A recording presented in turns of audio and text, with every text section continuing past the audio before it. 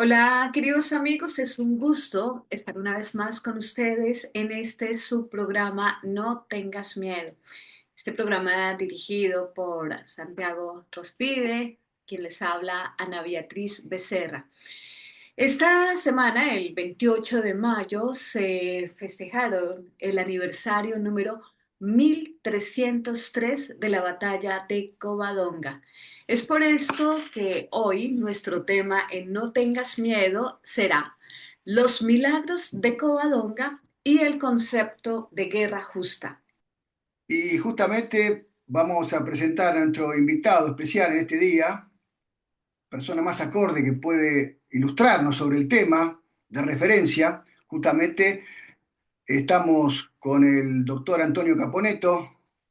¿Cómo anda, doctor? Bienvenido al canal. Muy bien, muchas gracias por invitarme nuevamente. Muchas gracias. No, los agradecidos somos nosotros. Y vamos a hacer un pequeño resumen de nuestro invitado, para aquellos que no lo conocen. Abarcó todos los ámbitos educativos, desde maestro hasta doctor, tal cual es el título, doctor en filosofía, egresado de la Universidad Autónoma de Guadalajara, y bueno, justamente lo conocemos más por el profesor Antonio Caponeto, profesor en historia por la Universidad Nacional de Buenos Aires. Sus escritos abarcan una gama importantísima, desde lo que son ámbitos, desde lo que es el ámbito histórico, historiográfico, histórico-filosófico, también aspectos teológicos, aunque no es teólogo, pero su pluma también nos embellece. Cuestiones poéticas, ¿eh? Es un gran poeta nuestro, poeta argentino, el doctor Caponeto, y tiene más de 40 libros escritos. Recomendamos vivamente toda su prolífica obra. Y para nosotros, para los que lo conocemos ya desde hace muchos años, y para todos sus discípulos, el doctor Caponeto tenemos que decir que es el abanderado y la lumbrera más significativa del pensamiento nacionalista católico. Bienvenido, doctor, gracias por estar aquí con nosotros nuevamente. Muchas gracias. Muchas gracias. Muy bien. Bueno, pero antes de iniciar nuestro tema de hoy, les quiero recordar a las personas que están interesadas en participar en nuestra próxima peregrinación, especialmente dirigida por el doctor Antonio Caponeto y el padre Luis Murri. La peregrinación se va a realizar el próximo 29 de octubre al 5 de noviembre. Quedan pocos cupos, así que si ustedes están interesados en participar en la peregrinación, deben comunicarse al WhatsApp número más 57 310 231 85 44. Cuéntales cuáles son los lugares que visitaremos. Bueno, ojalá pudiéramos visitar todos, pero elegimos los más importantes, o al menos los que en 7 días completos podemos alcanzar a visitar. Desde Granada, que vamos a visitar a nuestra querida reina Isabel la Católica junto a su esposo. Segovia también, allí el Alcázar y donde fue coronada la reina Isabel. También iremos a Burgos, iremos a Covadonga, que justamente es el tema dedicado al programa de hoy. Visitaremos Ávila, nuestra gran santa, Santa Teresa de Ávila, y Toledo, y también un pequeño pueblito medieval, Medina Celi, hermoso pueblito, muy ejemplar, muy maravilloso a la vista y a la historia que tiene también. Y bueno, estaremos en Madrid también, ¿no? Así Justamente es, sí. haremos un tiempito, estaremos en Madrid. Son solamente 40 cupos los que tenemos y ya quedan pocos, así que les vamos a dar dos teléfonos. Uno de Argentina, que es el número 54 911 2450 9203. Estoy hablando de números de WhatsApp. Y el otro, que es de Colombia, es más 57 310 231 85 44. Ya hay varias personas inscritas de México, de Estados Unidos, de Argentina, de Colombia, así que va a ser una muy linda peregrinación, unidos todos por la hispanidad. Ahora sí, doctor Antonio Caponeto, los milagros de Covadonga y el concepto de guerra justa. ¿Qué hecho histórico ocurrió en Covadonga ¿Y por qué es un lugar de peregrinación tan importante para cualquier católico tradicional?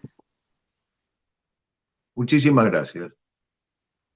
Hace muy poco, el casi sacerdote Tomás Marini me pidió que le prologara un libro de salida inminente, que lo esperamos ansiosos, sobre las grandes batallas de la cristiandad.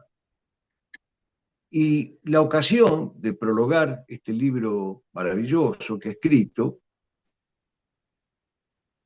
me sirvió para repasar los sucesos de la batalla de Covadonga y para volver a admirarme de lo que allí sucedió. Esta batalla tuvo lugar efectivamente un 28 de mayo del año 722. El campo de batalla, los picos de Europa, España, Covadonga. El resultado fue la primera gran victoria cristiana sobre las fuerzas mahometanas, después de la invasión del año 711. La creación del Reino de Asturias y el comienzo de la gloriosa reconquista que terminaría en Granada en 1492. ¿Quiénes son los beligerantes en esta contienda? De un lado, el rey Don Pelayo, con sus tropas catoliquísimas.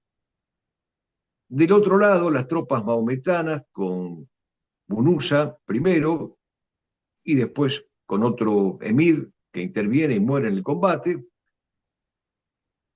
Y un personaje siniestro muy particular al que hay que tener en cuenta, que es el obispo apóstata Opas. La primera pregunta que nos hacemos es, ¿cuál fue la conducta de don Pelayo antes de la batalla? Don Pelayo, envuelto en una piel de lobo, desenvainó su espada, la clavó en la tierra, se arrodilló ante la rústica imagen de piedra de la Inmaculada Concepción que se encontraba en la cueva y comenzó a rezar con entusiasmo, con fervor, con la frente apoyada, reclinada sobre la empuñadura de la espada. Cuando vieron esta escena, conmovedora, suscitante, motivadora, un puñado de guerreros, duros montañeses astures, lo miraron con sorpresa, con respeto, y en silencio comenzaron a rezar a la Madre de Dios. Las palabras de Pelayo se elevaban al cielo como una oración y resonaban estruendosamente en la cueva, llenando los corazones de esos hombres de fe y de valor. Y luego de permanecer en oración durante varios minutos, don Pelayo se levantó con una fuerza renovada, con un frío que recorría su espalda realmente, en señal de que estaba pronto para el combate. Envainó su espada, de cuya empuñadura colgaba una pequeña cruz de madera, se inclinó piadoso para dar un beso a la imagen de la Virgen, y al grito estruendoso de Santiago y Cierra España, que hizo temblar las paredes de la cueva en la cual Dios mediante estaremos, convocó a sus hombres para defender la santa fe católica, enfrentando al demonio maometano que ya había penetrado en España. Hay una crónica de don Alonso de Solís, llamado El Pelayo, escrita en el año 1754, que describe este momento especial que nosotros ahora nos imaginamos, pero que cuando lleguemos al lugar lo vamos a poder recrear más nítidamente. Y en esa crónica dice: entonces los cristianos escuadrones bajan en orden la penosa sierra, convirtiendo los ínclitos varones en montes de cadáveres la tierra. Tremolando en el aire los pendones, suena el clarín alegre, pues la guerra no aclama ya, sino con alta gloria, la victoria de Pelayo en esta historia. Esto en cuanto a las conductas del rey don Pelayo antes de la batalla. Hay que tener en cuenta que los españoles estaban necesitando una figura arquetípica porque habían sido derrotados en la batalla de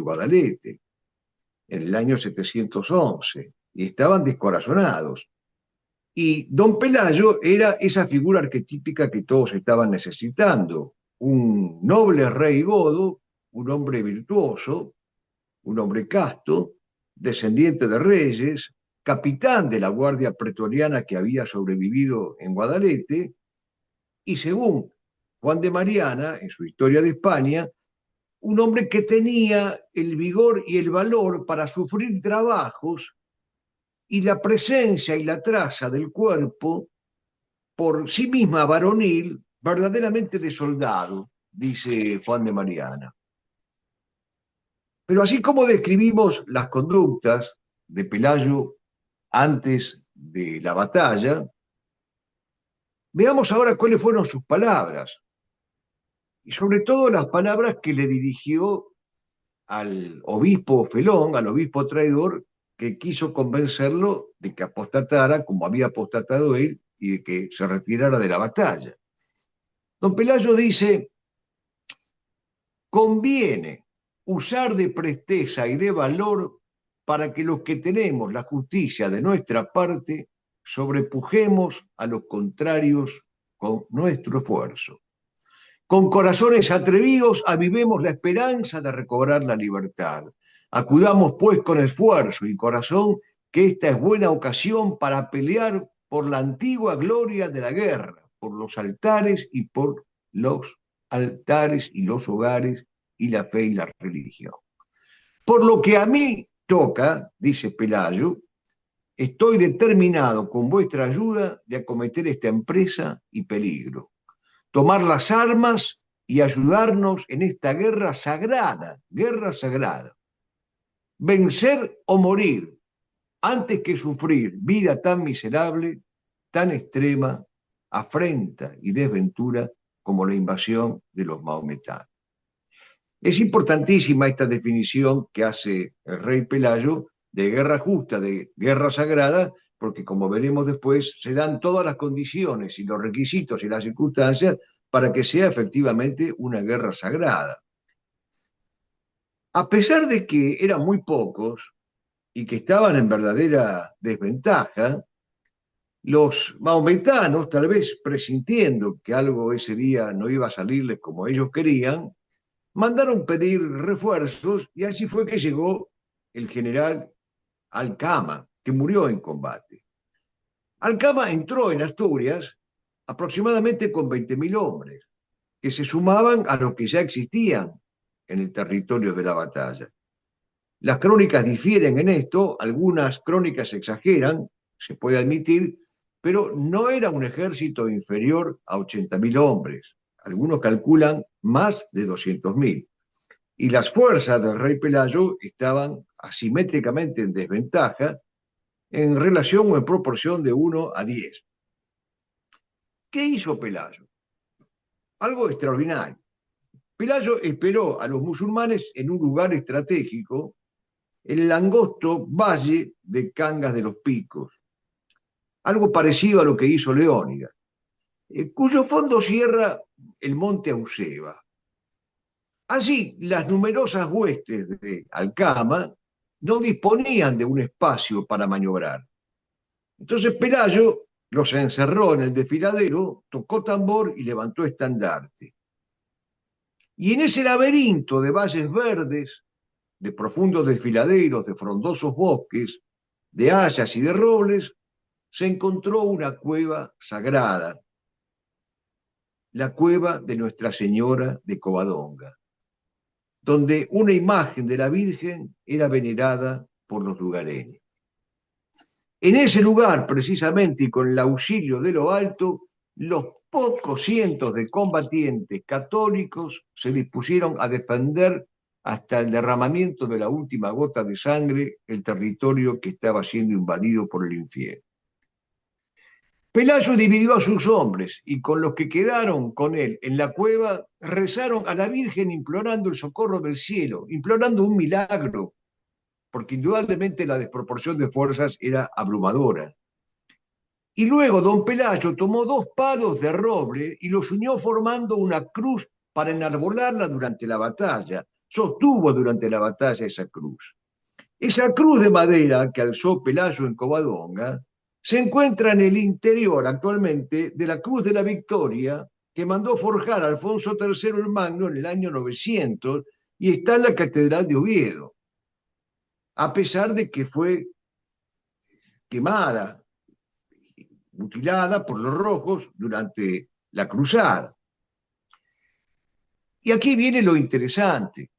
Indudablemente la Virgen los asiste con un milagro o con varios, porque tiene lugar un primer episodio que tiene mucho de preternatural.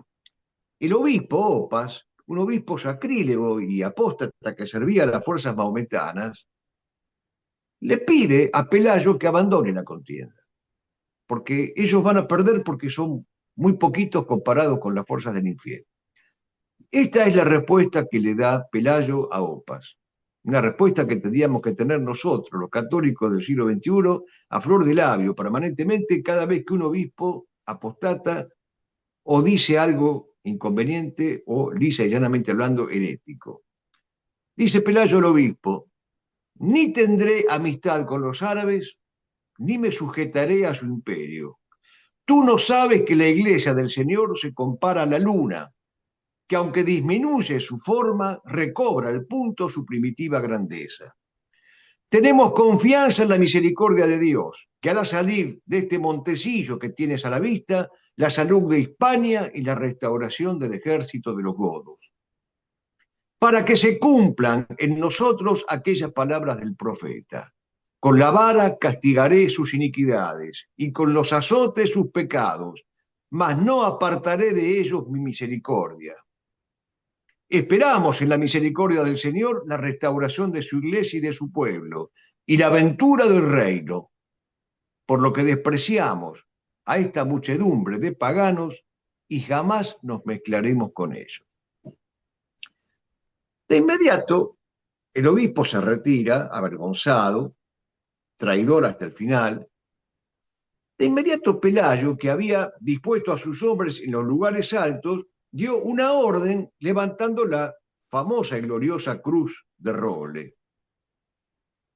Y de pronto cayó sobre los musulmanes una lluvia de piedras, de troncos y de flechas que los infieles intentaban responder con ondas, pero era inútil. Las flechas rebotaban, y en esto consiste el milagro, las piedras rebotaban y como hechizadas o dirigidas por arcángeles, volvían sobre la tropa maometana y destrozaba sus cuadros.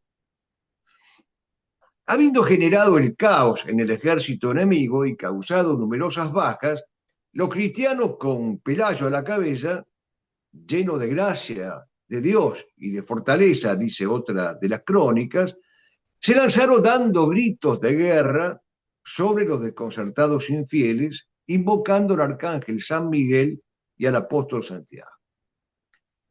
Alcama murió en una de esas embestidas, el obispo Opas fue hecho prisionero y ajusticiado al final de la contienda, y el milagro es que justamente sin un líder, atrapados entre las montañas que desconocían, fueron emboscados por un puñado de católicos y de españoles fieles y terminaron escapándose como pudieron, muriendo muchísimos en el terreno. ¿Por qué? Porque el terreno, a medida que avanzaban, y este es el otro milagro que registran las crónicas, se iba desmoronando a su paso. Es como que se convertían en precipicios los sitios que pisaban y caían abatidos por la lluvia de lodo, de fango, de montes, de sierras, en una especie de llamamiento de la divina providencia a que se retiraran de ese sitio. A mí me impresiona esta nueva cara del milagro de Covadonga, porque me recuerda, mutatis mutandis, a lo que dice Juan Carlos Dávalos cuando habla de la tierra en armas a propósito de la epopeya de Martín Miguel de Güemes. Juan Carlos Dávalos usa la expresión de la tierra en armas, diciendo que cuanto más dueños del terreno se creían los invasores, más el terreno se rebelaba contra ellos. montes, sierras, peñascos, robles, guijarros, valles, desfiladeros, toda la tierra unánimemente se levantaba en armas contra el enemigo, tragándose la tierra a esos enemigos o expulsándolos. Es decir, el milagro consistió también en esto, en que la tierra misma se levantó en armas contra la invasión del infierno. No juzguéis este milagro como inútil o fabuloso, dice la crónica de Alfonso III del año 881. Y recordad que aquel que sumergió en el mar rojo a los egipcios que perseguían a Israel es el mismo que sepultó bajo la inmensa mole de la montaña a los árabes que perseguían a la iglesia del Señor. Por lo tanto, y redondeando, en la cueva de Nuestra Señora, que si Dios lo permite visitaremos a fines de octubre, principios de noviembre, y bajo su protección y su auxilio había comenzado la reconquista de España para la cruz de Cristo, que llegaría a su fin cuando en el año 1492, bajo el reinado de los reyes católicos Isabel y Fernando, va a caer el último reducto moro en Granada. Hay muchas crónicas que recuerdan este episodio, hay muchas crónicas que recuerdan este milagro, ya hice referencia a algunas, pero me interesaría compartir con ustedes una crónica rimada de Lorenzo de Sepúlveda, que es muy larga, vamos a leer un fragmento, y que dice así: Don Pelayo cuando oyera lo que Don Opas, el obispo traidor, ha hablado, recibió muy gran pesar y esta respuesta le ha dado. Opas, tú fuiste arzobispo y en letras bien enseñado. Bien sabes que tú y Vitiza, aquese tu hermano, ensañaste mal a Dios con vuestros grandes pecados. En la gente de los godos, varones tan esforzados, y aunque esto dure algún tiempo, Dios no nos habrá olvidado. Y esto me hace no temer los moros que me han cercado, cuanto más que es mi abogada, la Virgen Madre y sus santos. Todos rogarán a Dios nos libre de este quebranto. Yo creo con estos pocos de cobrar lo que he ganado. Y sigue la crónica rimada de Lorenzo de Sepúlveda, con muy pocos alaridos a la peña están tirando. Muchos honderos con piedras, con ballestas y con dardos, mas como el poder de Dios lidia por los encerrados, las piedras y las saetas y dardos que habían tirado, vuélvense contra los moros, muchos matan en el campo. 20.000 eran los muertos, sin otros muchos llegados. Los moros, cuando esto vieron, todos están asombrados. Pelayo alaba a Dios por el milagro pasado. Cobran todos corazón contra los moros malvados. A unos matan, otros prenden, de ellos se han bien vengado. Muerto quedaba Almazán, preso Opas el malvado. Por el monte de Anzona huyen los que habían quedado. Cayera el monte con ellos, debajo los ha tomado.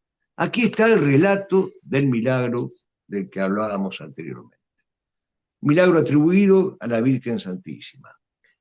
Por eso, cuando el día 21 de agosto del año 1989, el Papa Juan Pablo II visitó por primera vez España, rezó ante la imagen de la Virgen de Covadonga, rezó una oración que nosotros deberíamos hacer nuestra, porque dice en un fragmento esta oración bellísima, dice el Papa Juan Pablo II, como peregrino que ansía afianzar su esperanza, vengo a este santuario, como peregrino, testigo de tanta fe y amor en la historia, hogar seguro bajo tu cobijo entre los montes, donde pusiste tu casa y sin cesar dispensas los dones de tu Hijo. Te pido, Señora, como peregrino, desde este corazón de Asturias, que es tu cueva, por todos los que invocan tu nombre en tantos otros templos, que esparcidos en la geografía del Principado son faros de fe, santuarios donde brota el fervor de la esperanza, morada tuya donde tus hijos se reúnen en torno del altar. Juan Pablo II termina esta oración como peregrino diciendo: y a quienes te cantamos como la reina de nuestra montaña, y a todos los hermanos que peregrinan por los senderos de la fe, muéstranos, Señora Jesús, fruto bendito de tu vientre, que nos ofrece siempre como Salvador y hermano nuestro. Oh clementísima, oh piadosa, oh dulce Virgen María. Si me permiten, queridos amigos, quiero compartir con ustedes unos párrafos de este libro, que es una verdadera joya, un tesorito, del padre Luciano López Jove, que se llama La batalla de Covadonga y sus milagros, que es del año 1942. Y hay dos cosas para compartir en este libro. Una que nos cuenta el padre Luciano sobre una bandera de la batalla. Aquella bandera ensangrentada, recogida por Pelayo en las márgenes del Guadalete, cuando fue la batalla en el 711, fue traída a Asturias y después de ondear gloriosa en las cumbres de Auseba en defensa de la fe y de la patria, se pasó triunfante por toda España hasta tremolar enhiesta en las torres de la Alhambra.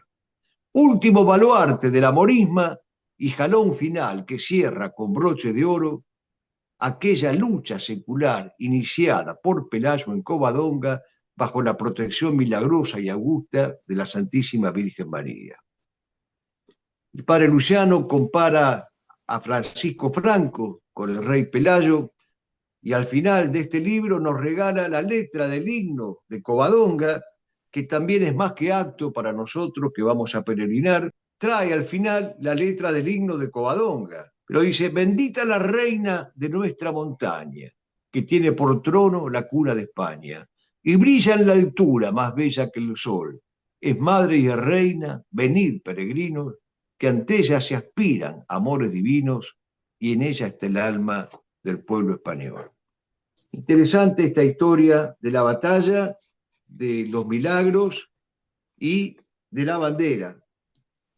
Interesante todo este conjunto de datos que nos permiten a nosotros motivarnos para poder ir hasta ese sitio venturoso y darle gracias a Dios por el triunfo del rey Don Pelayo.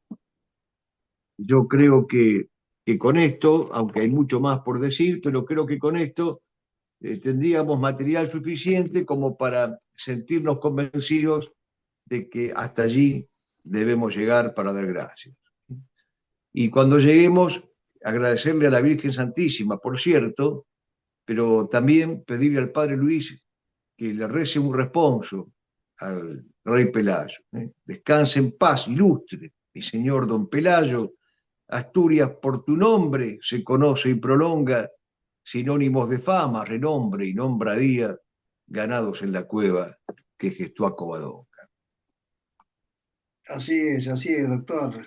Bueno, la verdad que sí que uno cuando empieza a recordar todos estos hechos históricos y las crónicas y se lo va imaginando y se va deleitando con lo que lee, realmente vibra el corazón, vibra el alma y uno se siente orgulloso, ¿no? De sus raíces, de sus ancestros, de sus padres, ¿no? De la patria donde venimos, ¿no?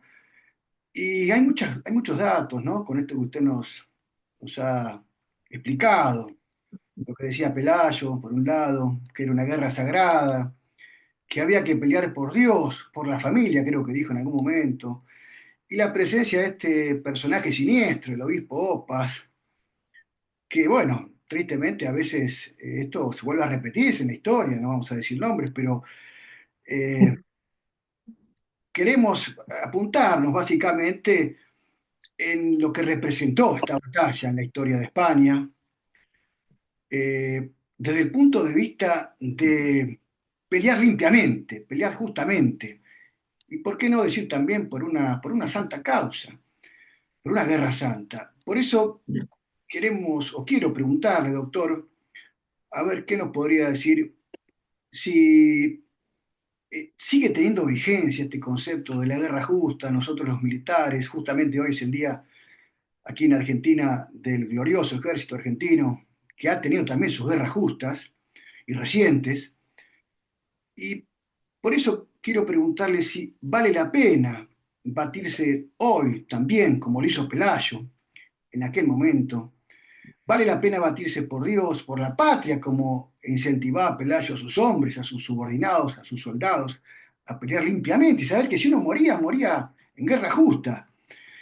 Eh, lo digo esto porque parece que se ha diluido este concepto de guerra justa y también por algunos sopas, llamémosle, o por algunos también que deberían impulsarnos y deberían mantenernos la llama votiva encendida para luchar cuando el clarín de la patria llame a pelear. ¿Qué nos podría decir de esto, doctor?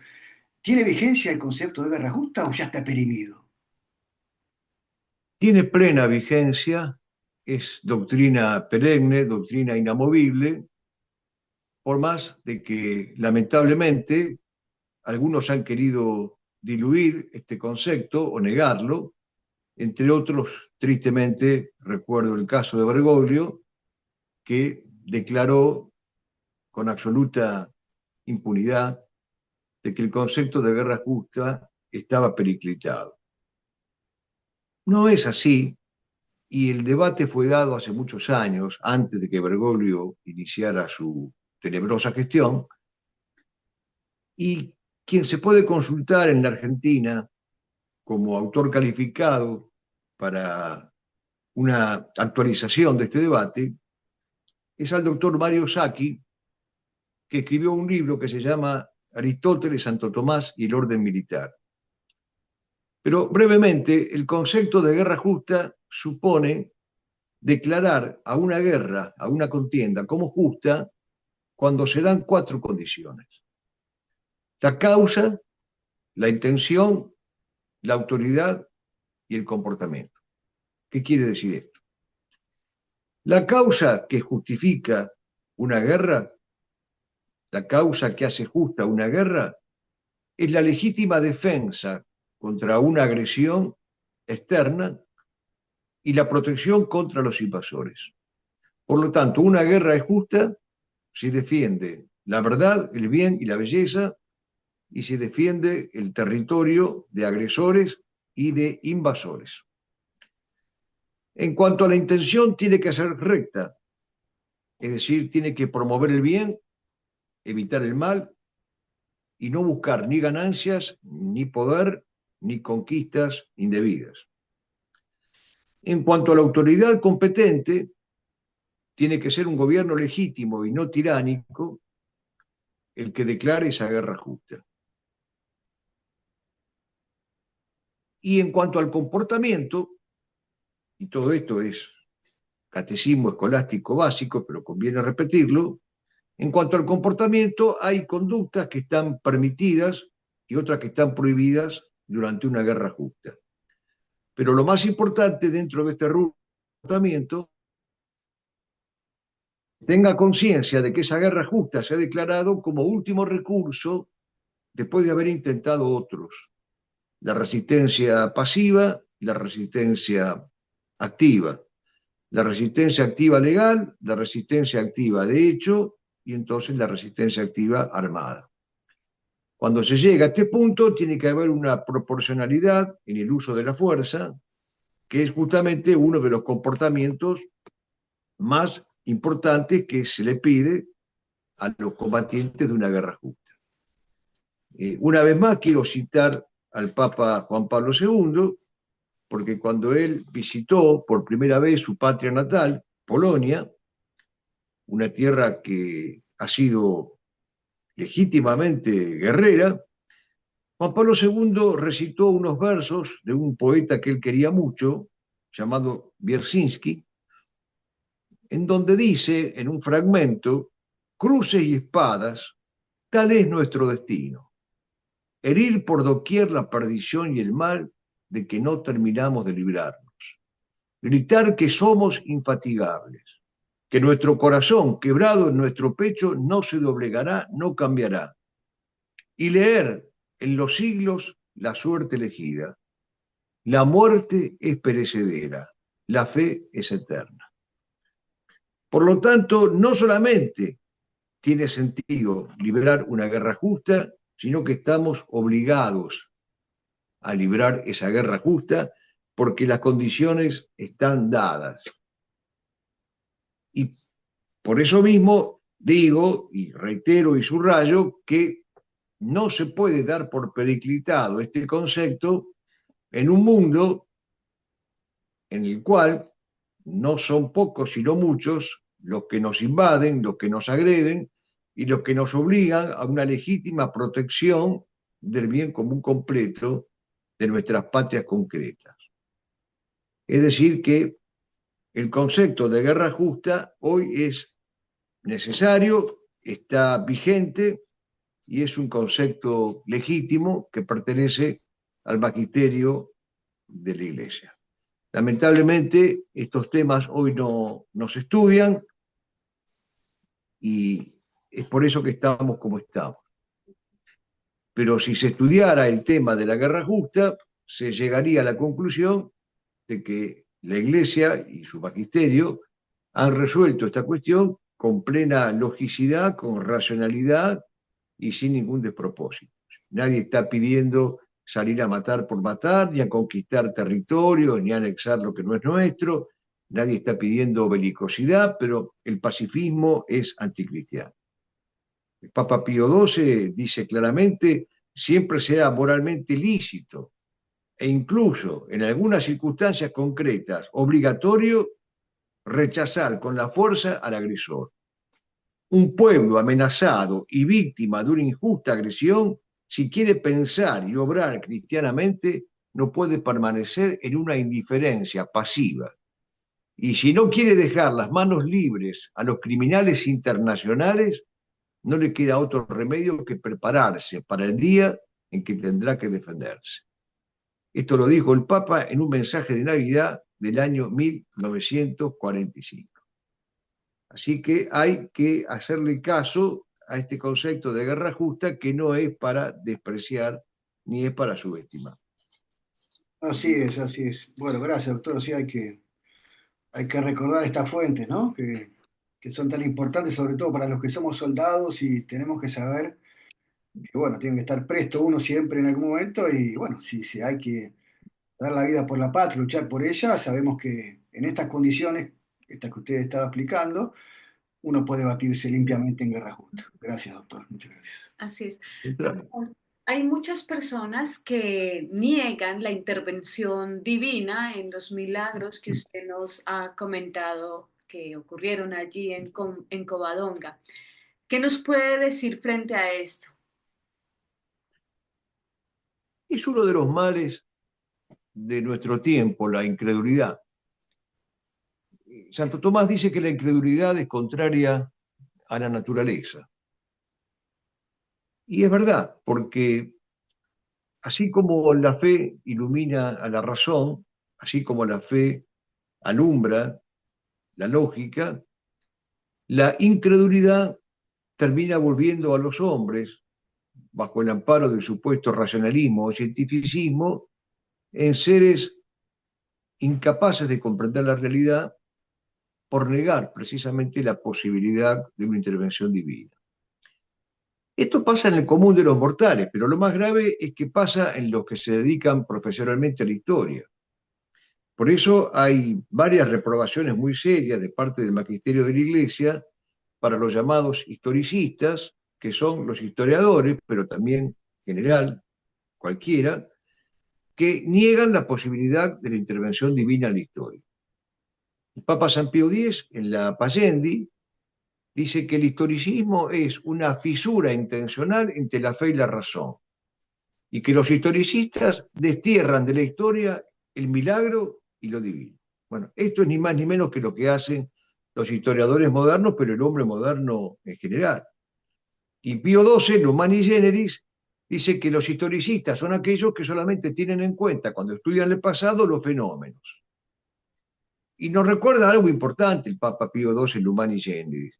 Dice, la historia de la humanidad es un suceso admirable y vital de la historia misma del Verbo Divino, la cual en él se inició y por él tendrá su complemento el día del universal retorno al primer principio. Es decir, no se puede entender la historia desterrando de la misma intencionalmente, profeso deliberadamente, la presencia del milagro y la presencia divina. En una entrevista que tuvimos hace unos días, habíamos hablado del magisterio del Papa León XIII. Yo insistía que es un magisterio riquísimo que debería ser tomado en su totalidad por León XIV. Si saliera de esta disyuntiva trágica que todavía nos tiene conmovidos, sin saber si quiere ser León XIV o si quiere ser Francisco II. Bueno, si Dios permite que sea León XIV, que tenga en cuenta lo que el Papa León XIII dijo en su famoso documento del 18 de agosto de 1883, que hemos mencionado hace poco, la Sepenumero Considerantes, porque allí el Papa León XIII dice que la conjura de los hombres contra la verdad y el silenciar los fastos gloriosos y los gestos memorables es lo propio de los historiadores materialistas e historicistas. Y expresamente dice el Papa, expresamente dice que la principal culpa de esta actitud historiográfica la tienen los católicos liberales, a lo que llama personajes híbridos, contradictorios, andróginos, que quieren conciliar lo inconciliable y reconciliarse con el mundo.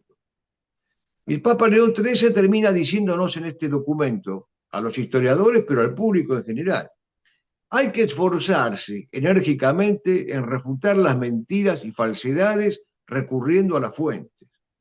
Es necesario que la Iglesia se defienda y que fortifique con más cuidado los flancos atacados con mayor violencia. Bueno, y termina con esa famosa frase de Cicerón: la primera ley de la historia es no atreverse a mentir, la segunda, no tener miedo de decir la verdad.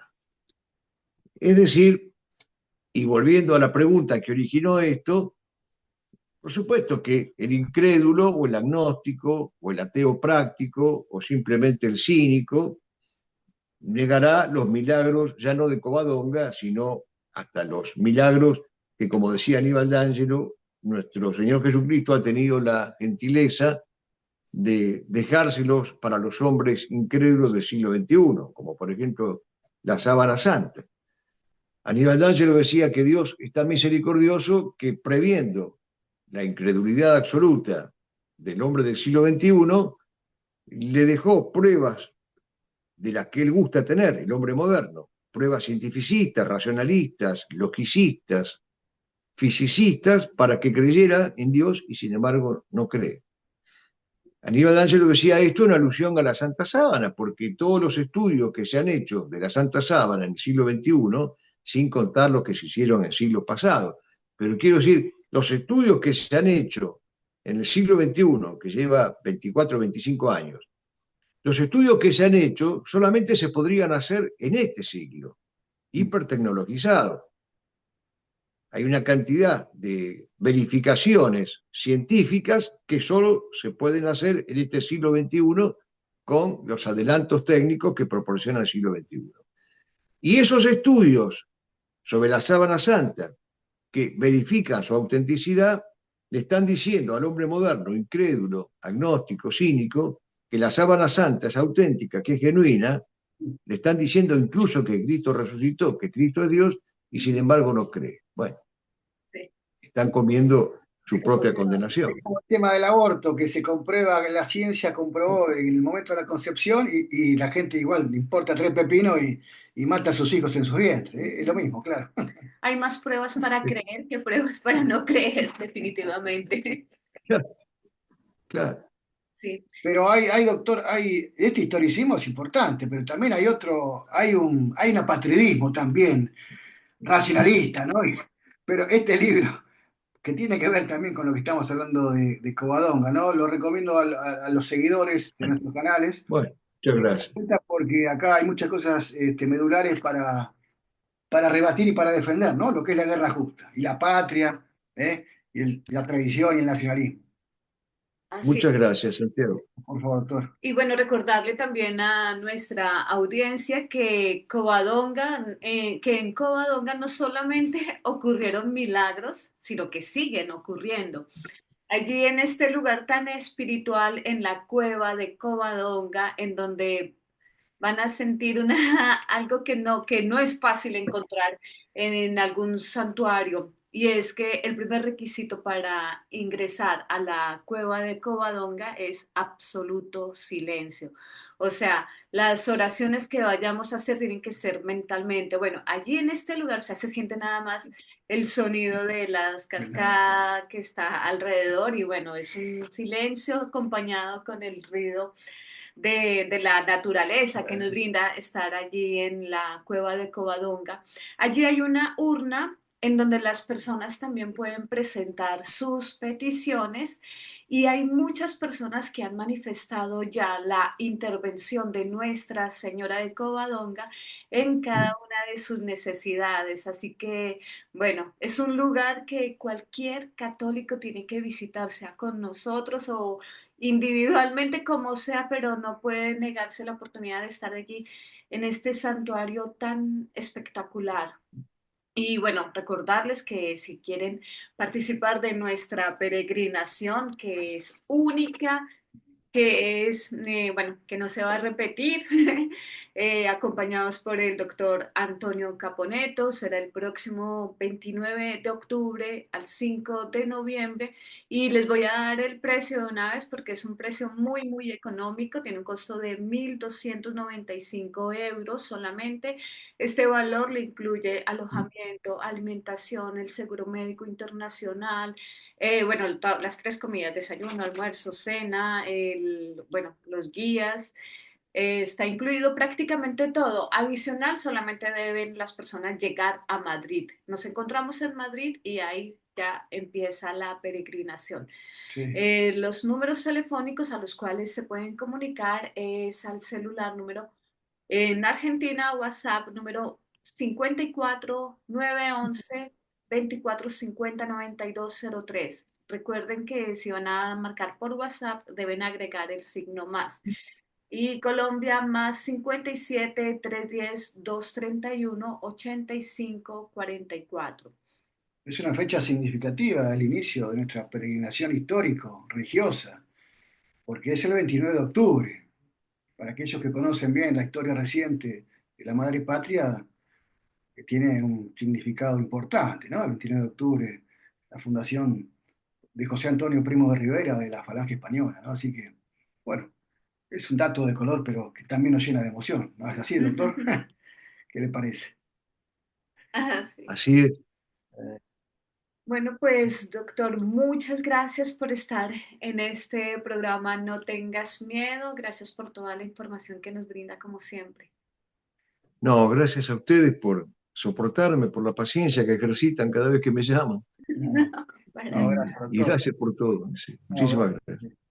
ya nos veremos en la próxima. Muy bien. Si Dios quiere. Que Dios los bendiga y bueno, nos vemos en un próximo programa. No olviden suscribirse y compartir este programa para que le llegue a más personas.